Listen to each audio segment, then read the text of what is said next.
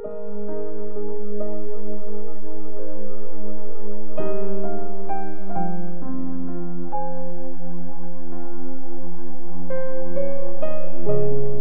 chapter 4. Pinakita ni Ezekiel ang pag-atake sa Jerusalem. Sinabi ng Diyos, "Tao, kumuha ka ng brick, ilapag mo yun sa harap mo at i-drawing mo doon ang city ng Jerusalem.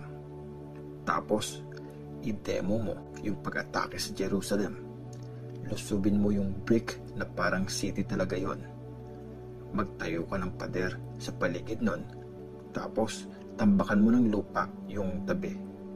Mag-set up ka ng mga kampo at mag-ready ka ng mga panggiba ng pader sa buong paligid. Kumuha ka ng kawaling bakal. Tapos, ipangharang mo yun na parang pader sa pagitan mo at ng city. Humarap ka sa city na parang inaatake yung city at ikaw yung lumulusob doon. Warning ito para sa bayan ng Israel. Tapos, humiga ka sa bandang kaliwa mo at ipapato ko sa iyo yung parusa para sa bayan ng Israel. Tatanggapin mo yung parusa para sa kanila sa buong time na nakahiga ka.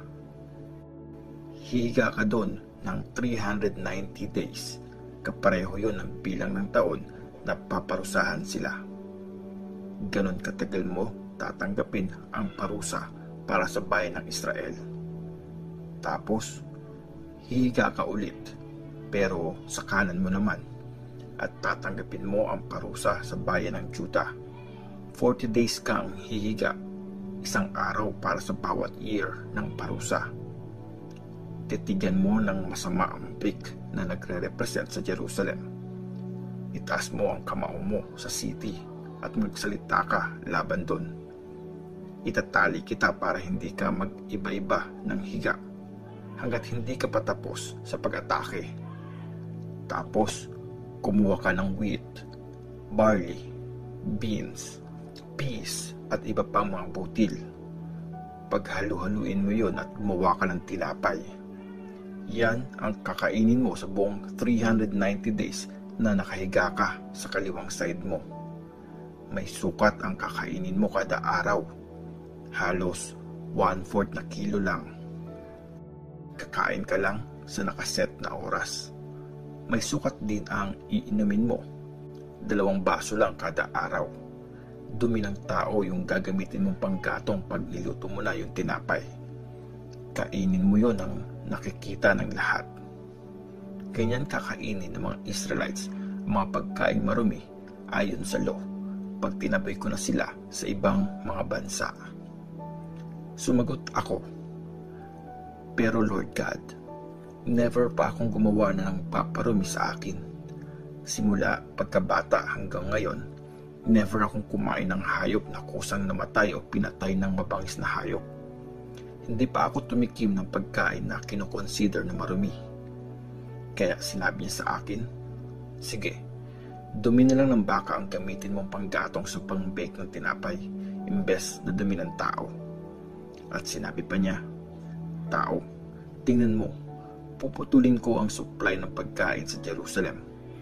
Mamamroblema mga tao kasi may sukat lang ang makakain nila at maiinom nila.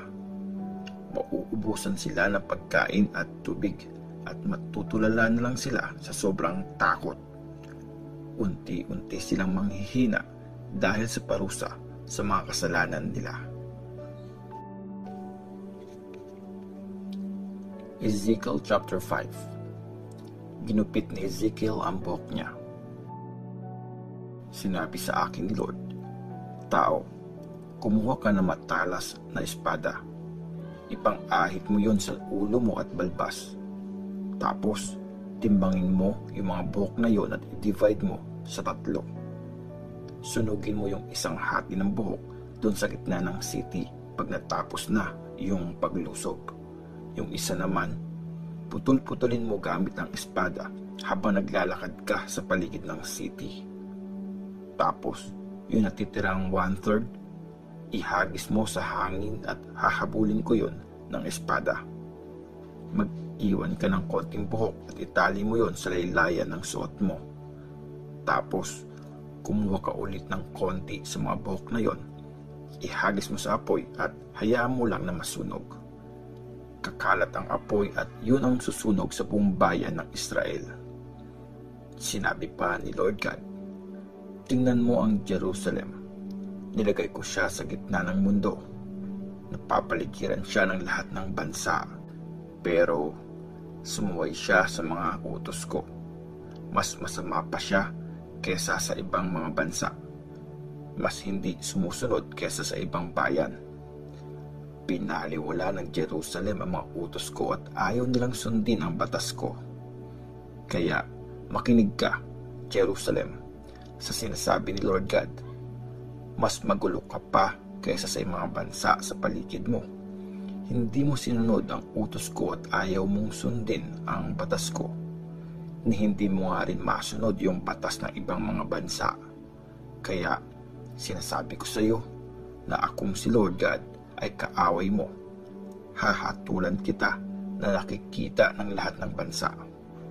Dahil sa sobrang kasamaan mo, paparusahan kita ng mas matindi pa kaysa sa mga parusang nagawa ko na dati at sa mga gagawin ko pa lang.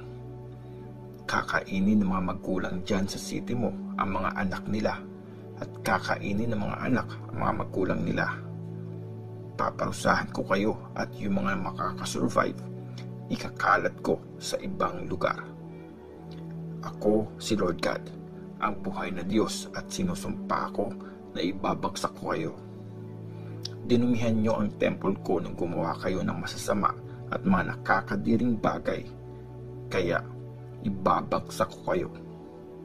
Di ako maaawa at wala akong palalagpasin. 1/3 sa inyo ang mamamatay sa sakit at gutom sa loob ng city. Yung 1/3 ay mamamatay sa espada ng kaaway sa labas ng city. At yung natitirang 1/3 ay ikakalat ko sa iba't ibang lugar at hahabulin ko sila ng espada. Mararamdaman nyo ang tindi ng galit ko. Ibubuhos ko yun sa inyo hanggang sa makontento ako. Tapos, malalaman nyo na akong si Lord ay galit sa inyo kasi nagtaksil kayo sa akin.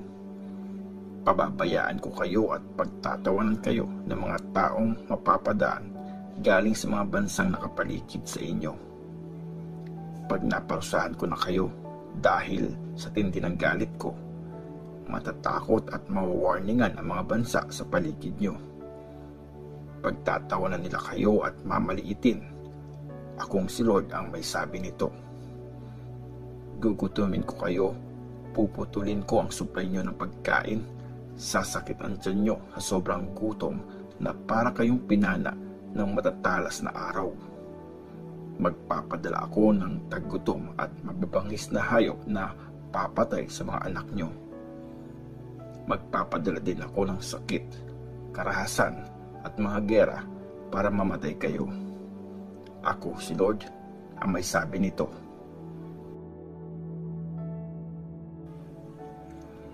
Ezekiel chapter 6. Paparusahan ang Israel.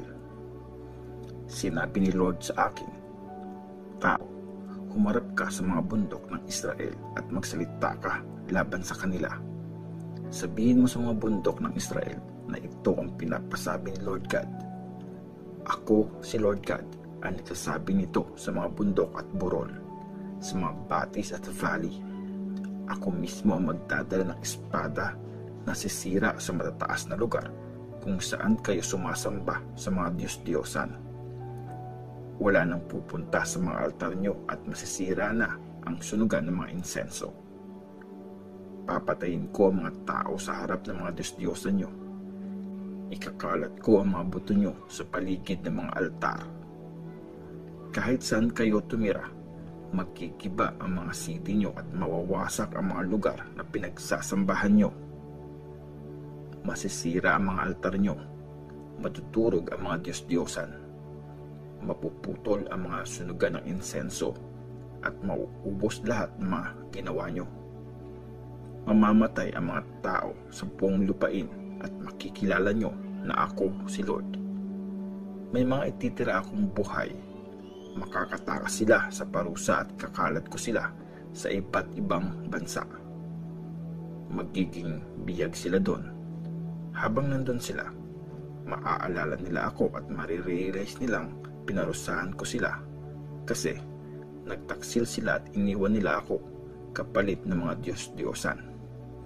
Tapos, manditiri sila sa sarili nila dahil sa masama at karumal-dumal na bagay na ginawa nila.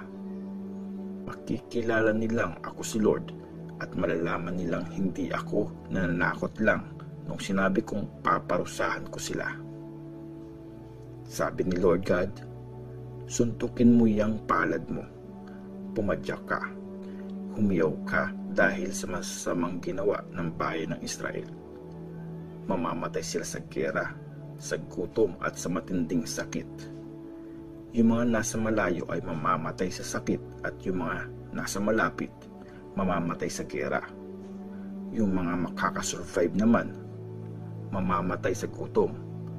Matitikman ng lahat ang tindi ng galit ko. Kakalat yung mga bangkay sa harap ng mga Diyos-Diyosan sa paligid ng mga altar, sa bawat mataas na burol, sa mga tuktok ng bundok, sa ilalim ng bawat malagong puno at malaking oak tree, at sa lahat ng lugar na pinagsusunugan nila ng mga handog para sa mga Diyos-Diyosan. At makikilala ng lahat na ako si Lord. Ipaparamdam ko sa kanila ang lakas ko. Gagawin kong tigang na lupain ang mga lugar na tinitirhan nila, mula sa desert hanggang sa Ribla. Tapos, makikilala ng lahat na ako si Lord. Ezekiel chapter 7. Malapit na ang katapusan ng Israel.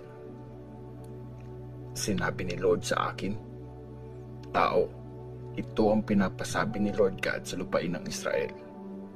Tapos na, katapusan na ng buong lupain. Israel, katapusan mo na.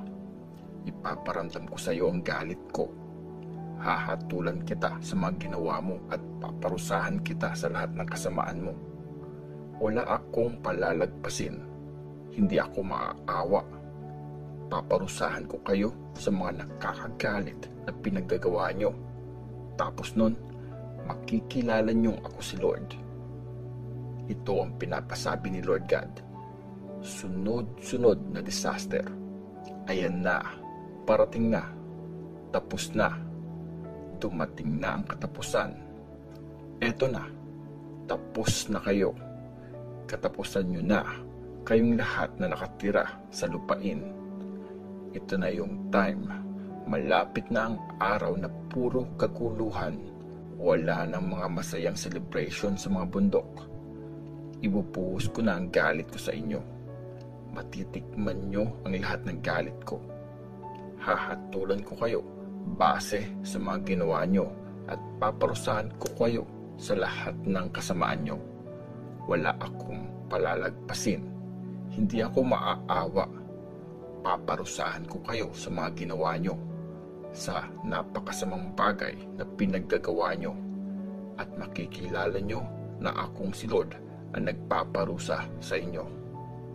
Ito na yung araw. Ayan, parating na. Katapusan nyo na. Laganap na ang karahasan. Talamak na ang kayabangan.